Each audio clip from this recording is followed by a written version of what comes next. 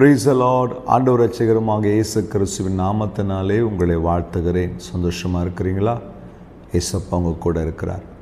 இன்றைக்கு கூட ஒரு வேத வசனத்தின் மூலமாய் கர்த்தர் நம்மை ஆயத்தப்படுத்த போகிறார், பலப்படுத்த போகிறார். மத்தேயு 25 அதிகாரம் 10 வசனம். ஆயத்தமாய் இருந்தவர்கள் அவரோடு கூட கல்யாண வீட்டிற்குள் பிரவேசித்தார்கள், கதவும் அடைக்கப்பட்டது.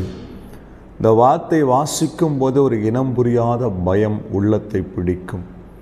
ஆண்டவராகிய இயேசு கிறிஸ்து வரப்போகிறார் என்று சொல்லி எவ்வளோ பிரசங்கங்களை கேட்கிறோம்.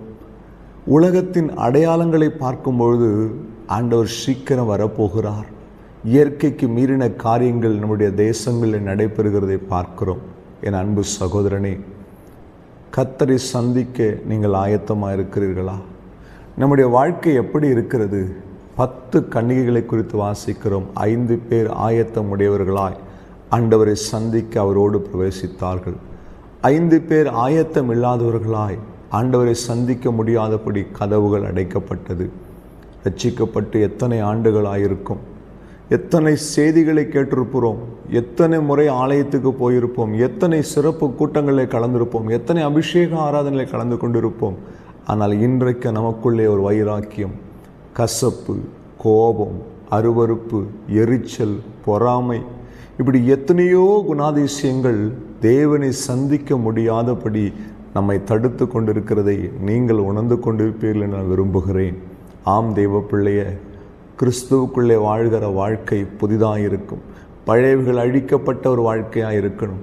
இன்றைக்கு உலகத்தில் நடக்கிற காரியங்கள் நீங்கள் பார்க்கிறீர்கள். துர்மரணங்கள், மிக குறைந்த வயதிலே, மரணத்துக்கு ஏதுவில்லாத வயதிலே எத்தனையோ சகோதர சகோதரிகள் இந்த உலகத்தை விட்டு போகிற செய்தியை கேட்கும்போது உள்ளத்தில் இனம் புரியாத ஒரு மரண பயம் உருவாக்குறதை பார்க்கிறோம். ஒருவேளை இன்று என் ஜீவன் எடுத்து கொள்ளப்பட்டால் நான் ஆண்டவருக்கு முன்பாடி குற்றவாளியாய் நிற்பேனா? ஆண்டவரை சந்திப்பேன் என்ற நிச்சயத்தோடு இருப்பேனா? அந்த தைரியம் எனக்குள்ளே இருக்கிறதா என்று கேள்வி கேட்டால் என்ன பதில் சொல்வதென்று தெரியவில்லை.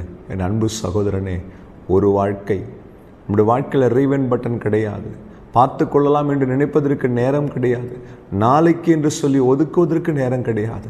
இன்றைக்கு, இப்பொழுது ஆண்டவர் விரும்புகிற ஒரு ஆயத்தத்தை உங்கள் வாழ்க்கையிலும் என்னுடைய வாழ்க்கையிலும் உருவாக்கி கொள்ள வேண்டும் என்று தேவன் விரும்புகிறார். பரிசுத்தம் இல்லாமல் தேவனை தரிசிக்க முடியாது. தேவன் விரும்புகிற பரிசுத்தத்துக்கு இடம் கொடுக்க வேண்டும். ஆண்டவரே, ஒருவேளை என் வாழ்க்கை முடிவு பெறுமானால் நான் உம்மை சந்திக்க என்னை ஆயத்தப்படுத்தும். கதவுகள் அடைக்கப்பட்டு வெளியே நிற்கிற ஒரு கேவலமான அவலமான வாழ்க்கை எனக்கு வேண்டாம் ராஜா. நான் வாழ்ந்த வாழ்க்கைக்கு அடையாளமாய் உம்மோடு கூட பிரவேசிக்க வேண்டும். அப்போஸ்தலனாகிய பவுல் எழுதுகிறார், நல்ல போராட்டத்தை போராடினேன், என் ஓட்டத்தை முடித்தேன், என் விசுவாசத்தை காத்து கொண்டேன். இது முதல் எனக்கென்று நீதியின் கிரீடம் வைக்கப்பட்டிருக்கிறது, ஜீவ கிரீடம் வைக்கப்பட்டிருக்கிறது.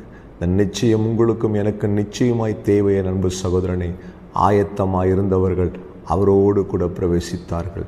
நீங்களும் நானும் ஆயத்தமாகவோமா? ஆண்டவரை கருத்தில் நம்ம வாழ்க்கையை ஒப்பு கொடுப்போமா? பழைய காரியங்களை தூக்கி எறிந்து ஒரு புதிய வாழ்க்கைக்கு உங்களை அர்ப்பணிக்கிறீங்களா? பழைய செத்துப்போன காரியங்கள் நம்ம வாழ்க்கையில் வேண்டாமா? ஒரு புதிய வாழ்க்கைக்கு ஒப்பு கொடுங்க, பரிசுத்தத்துக்கு ஒப்பு கொடுங்க, அன்புக்கு ஒப்பு கொடுங்க. ஒவ்வொரு உள்ளத்திலும் இந்த அன்பு நிரப்பட்டும், தேவ அன்பு நிரப்பட்டும். ஒப்பு கொடுத்து ஜெபிக்கலாமா?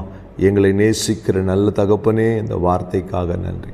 ஆயத்தமாக இருந்தவர்கள் உம்மோடு கூட பிரவேசித்தார்கள். எங்களை ஆயத்தப்படுத்தும், அதற்கு தடையாக இருக்கிற காரியங்கள் விலகட்டும். ஜெபிக்கிற ஒவ்வொருவருக்கும் அந்த நிச்சயத்தை தருவீராக. இயேசு கிறிஸ்துவின் நாமத்தில் பிதாவே, amen. Hallelujah. God bless you.